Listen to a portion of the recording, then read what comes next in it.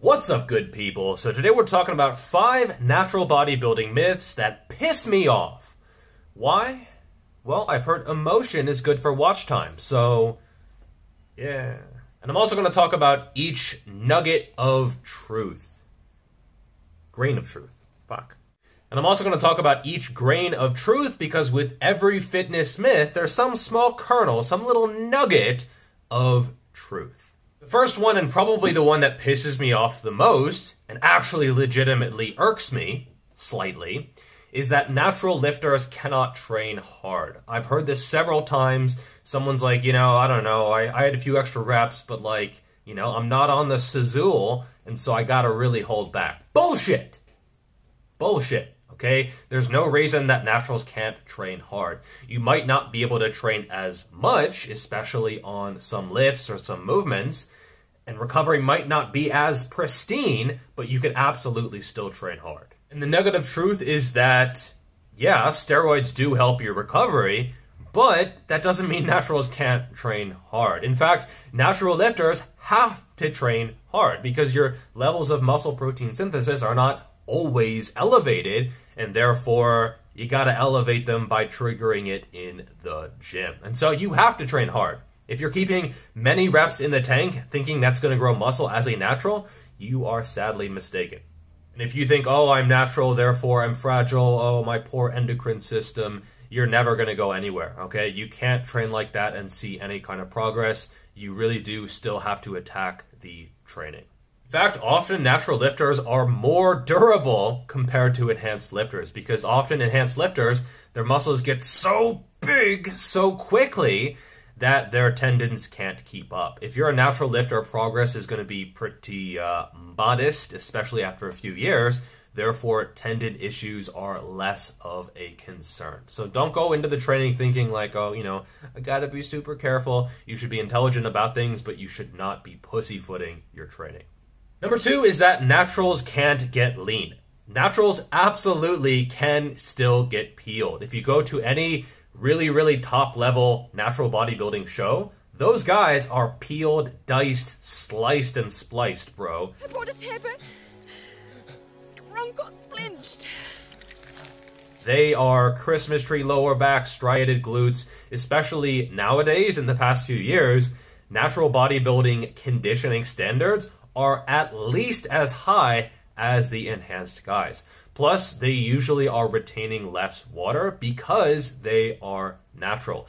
Diuretic use is very, very common for enhanced lifters in the preparation for a show, but for natural guys, they're not going to be retaining water nearly as much, and so that is less of a concern. That being said, there are definitely a few grains of truth here. Natural lifters will have to diet a little bit more slowly, conservatively. They can't be as aggressive because they are relying on their own natural testosterone levels, which tend to go down during the cut as well.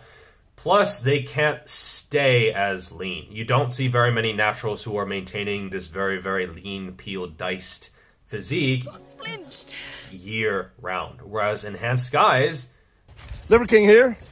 They don't have as much of a problem with it because, again, they have enhanced levels of testosterone, other compounds are being used, growth hormone, etc., and therefore they not only can maintain this leaner physique, but they're actually incentivized to do that for a variety of reasons, including the enhanced insulin sensitivity that they need when running insulin and growth hormone.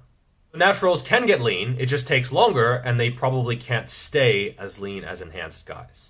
Number 3, everyone is on steroids. This is something that I've heard echoed several times on social media. Nate Diaz famously proclaimed it at some UFC conference once. Everybody's on steroids. And the grain of truth is that a lot of professional athletes are enhanced. If someone is in a strength and power sport, especially one that doesn't have a tested and non-tested division, a lot of the people are going to be not natural. I know it's shocking to hear, but it's very, very common. It's a big part of many professional sports. That being said, specifically to the fitness industry, a lot of guys, they legitimately are natural. And some people think like, oh, anyone who has a decent physique is not natural. Anyone who is decently strong or somewhat muscular. Oh, they're all on steroids, like, and this is just coping. And if you go to a natural bodybuilding show, even at the highest levels, I would say the majority are legitimately natural. You might get the occasional bad egg, and it's hard to actually test for that thoroughly, but I would say the majority are actually legitimately natural.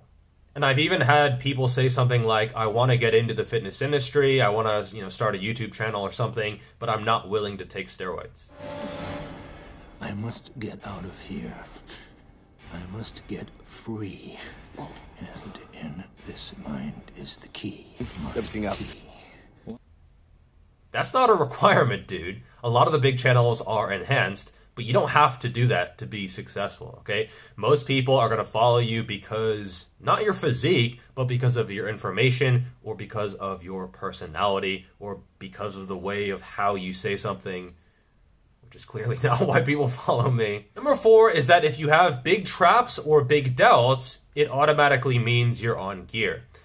I guess there's a grain of truth here where that these areas have been shown to have higher levels of androgen receptors. They're more dense in terms of the density.